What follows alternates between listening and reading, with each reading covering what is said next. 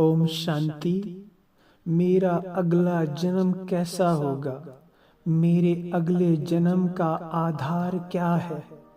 तो बाबा ने मुरली में बड़ा क्लियर किया है कि बच्चे, आपका अगला जन्म वैसा ही होता है, वैसा ही परिवार, वैसा ही शरीर आप बच्चों को मिलता है जैसे आपके संस्कार होते हैं।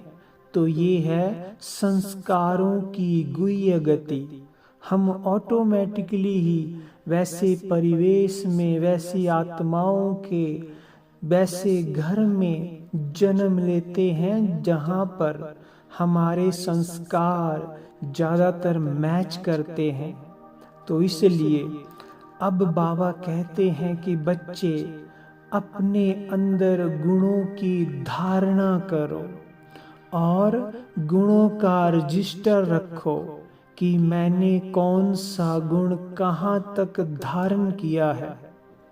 कोई भी एक गुण सुबह ले लो और उसे पूरा दिन अपने चिंतन में लाओ, उस पे मनन चिंतन करो, उसे धारण करो और कदम कदम पर अपनी अटेंशन रखो कि मैंने ये गुण धारण किया है तो आज मेरी चलन कैसी होगी, मेरी वाचा कैसी होगी, मेरे संकल्प कैसे होंगे। तो ये पूरा दिन अटेंशन दो और फिर रात को बाबा को चाट दो। तो इससे बाबा की भी मदद हम बच्चों को मिलेगी और हमारे अंदर गुण बढ़ता जाएगा। तो ये है गुण धारण करने की कला। और जो जितना गुणवान बनता है वो इतना ही संसार में सर्वश्रेष्ठ बनता है, सर्वश्रेष्ठ भाग्य प्राप्त करता है, बाबा के दिल तख्त पर भी और आने वाले 2 युगों में भी। तो मुख्य बात है गुणों की धारणा की। जितना गुण हमारे अंदर होंगे उतना ही हमारा जीवन खुशनुमा, आनंद, सुखी होगा और उतना ही हमें श्रेष्ठ जन्म मिलेगा। तो इस प्रकार हमें अभी बहुत बहुत गुणों की धारणा पर अटेंशन देनी है और अपना आने वाला कल और आने वाले कई जन्म इससे हमारे संवर जाएंगे। तो इस प्रकार हमें योग का बल भी स्वयं में भरते जाना है और कोई भी गुण लेकर उस पे मनन चिंतन करके उसे पूरा दिन धारण करना है।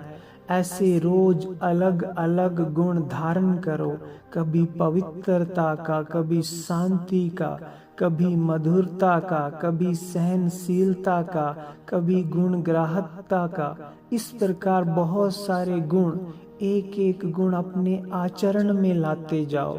और जो गुण हमारे अंदर सबसे कम है, जो हमें बहुत पीछे रख रहा है, जीवन में आगे नहीं बढ़ने दे रहा है, तो उस पर स्पेशल भट्टी करो।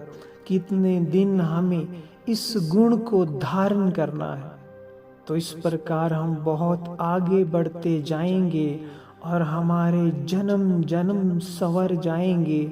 हमारा आने वाला कल बहुत खुशनुमा होगा, आनंददायी होगा, सुखी होगा। यही सुखी जीवन बनाने का, श्रेष्ठ भाग्य पाने का आधार है। सारी गति हमारी दुखों की, हमारी मन की गुणों के ऊपर है। जितना गुणवान उतना श्रेष्ठ, उतना लोकप्रिय, उतना प्रभु प्रिय और उतना ही जीवन में खुशी का, सुख का, आनंद का अनुभव होगा। ओम शांति।